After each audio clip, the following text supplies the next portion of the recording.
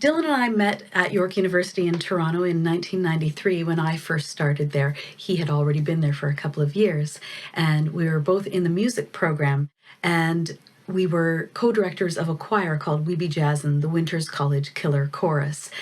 And as co-directors, we spent many a night working on arrangements, talking about directorial ideas, ideas about producing various shows, and there was a lot of back and forth, a lot of volleying of these thoughts, and a lot of compromise that had to be had.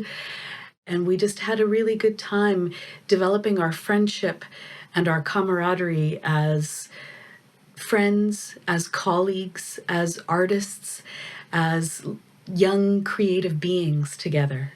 We did a lot of playing. It was all sorts of different kinds of playing. Sometimes it was improvising, sometimes it was singing, sometimes it was piano. Something we used to love to do was to take a particular piece of piano music, and we were both big fans of Johann Sebastian Bach, and we would pull out a two-part invention book or the Well-Tempered Clavier or something like that, and Suba would read the right hand, and I would read the left hand. We did that a couple of times, and then we finally said, what happens if we sing this? And we tried that, and we loved the way it worked.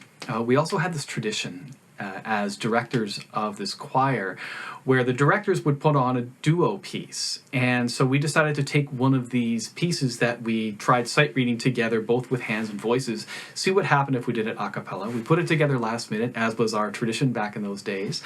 And we came up with Prelude No. 9 by Johann Sebastian Bach. And I think in my mind, that's when the duo was really born. A Koraippu comes from South Indian classical music, and it is a device that's used for a rhythmic cadence towards the end of a piece, and it's considered the rhythmic climax of said piece. And so you're going to hear various syllables that come together, rhythmic syllables, drumming syllables that come together, and each phrase gets shorter and shorter. It's a call and response. And in our case, we end up doing it with me being the caller in the language of Solkattu, which is the vocal percussion language of South India, and then Dylan responds with beatboxing. So a little bit of East meets West there. And all of the phrases, the rhythmic phrases, get shorter and shorter and shorter until we end up in a rhythmic unison. And that's what makes it so very exciting. I studied some of this as well at York University, and so I had a little bit of grounding in this. We sort of call this a battle of wits, and Suba, of course, does the Solkattu, and then I have to respond by doing what I call making drumming sounds with my face. If it's a battle of wits, guess who wins?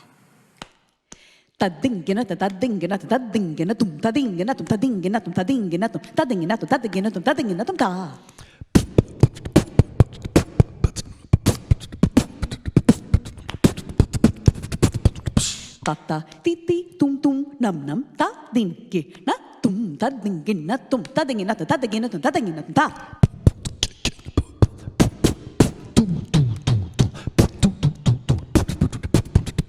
ta ta ti ti tum tum nam nam ta ka ta ki ta ta ka ta ki ta ta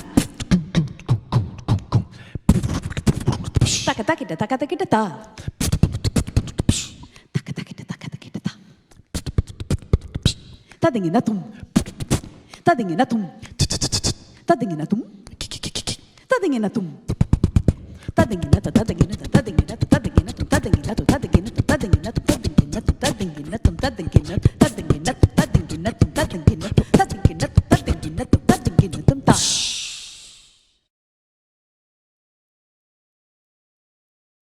It is very unusual for choirs to have two directors, but we decided as part of this particular student-run ensemble that we would have this sense of passing the torch. And so we would always have a director and then an assistant director.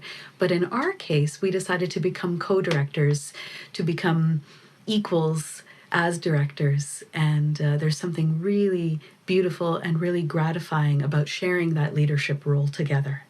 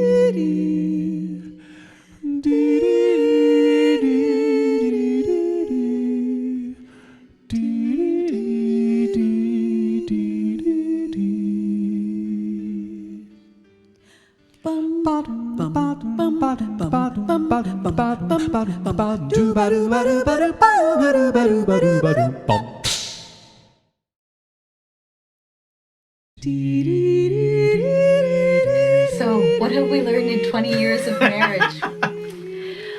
I have learned about communication. I've learned about trust and respect. I think if there's one thing I've learned, it's you have to make sure you love and cherish the person that you're with, and don't ever let that stop over the years.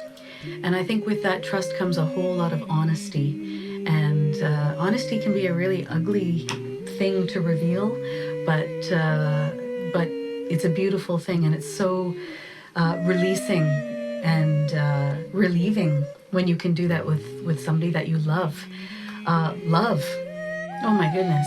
I've learned so much about love and what it does as this little magical thing when it is revealed, when it is shown, when it's demonstrated. It's a beautiful thing.